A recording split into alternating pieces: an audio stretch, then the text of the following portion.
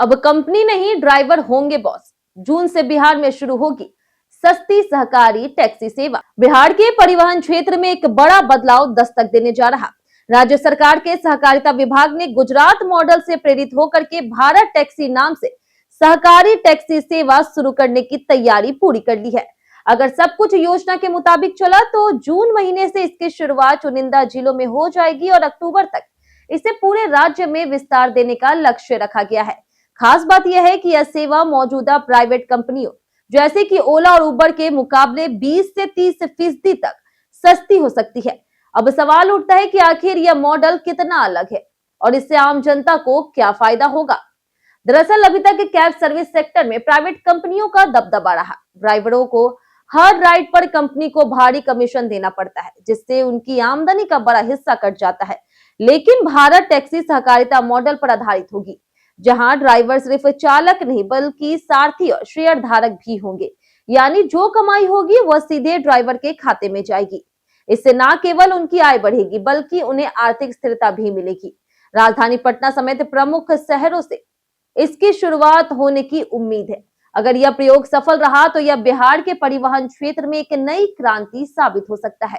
सहकारिता मॉडल का मकसद है कि बिचौलियों की भूमिका खत्म हो और सेवा का लाभ सीधे सेवा देने वाले और लेने वाले तक पहुंच सके। यही वजह है कि सरकार इसे सामाजिक सुरक्षा से भी जोड़ रही।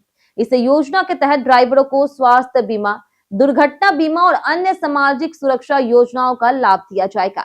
इससे वे सिर्फ दिहाड़ी मजदूर की तरह काम नहीं करेंगे बल्कि एक सुरक्षित और सम्मानजनक पेशे से जुड़े रहेंगे। सरकार भारत टैक्सी के नाम से एक मोबाइल ऐप भी लॉन्च करने जा रही। इस ऐप के जरिए कैब, ऑटो और बाइक तक बुक की जा सकेगी। शहर के भीतर ही नहीं बल्कि शहर से बाहर की यात्रा की सुविधा भी मिलेगी। बड़े परिवारों के लिए 6 सीटों तक वाहन विकल्प उपलब्ध कराने की योजना है। यानी यह सेवा हर वर्ग और हर जरूरत को ध्यान में रखकर डिजाइन की जा रही। एक और अहम पहलू यह है कि इस योजना में महिला चालकों को भी शामिल करने की बात कही गई।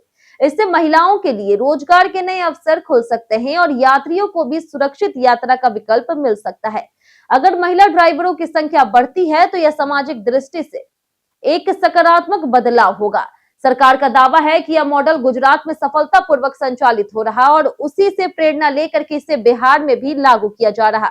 यदि यह योजना तय समय पर लागू होती है और पारदर्शिता के साथ संचालित की जाती है तो यह न केवल यात्रियों को सस्ती और बेहतर सेवा दे सकती है बल्कि हजारों ड्राइवरों के जीवन में भी आर्थिक स्थिरता ला सकती है। अब देखने वाली बात यह होगी कि क्या भारत टैक्सी वास्तव में प्राइवेट कंपनियों को टक्कर दे पाएगी और क्या यह सहकारिता मॉडल बिहार में टिकाऊ साबित होगा। लेकिन इतना तय है कि अगर यह प्रयोग सफल होता है तो बिहार के परिवहन क्षेत्र में यह एक ऐतिहासिक बदलाव की शुरुआत होगी।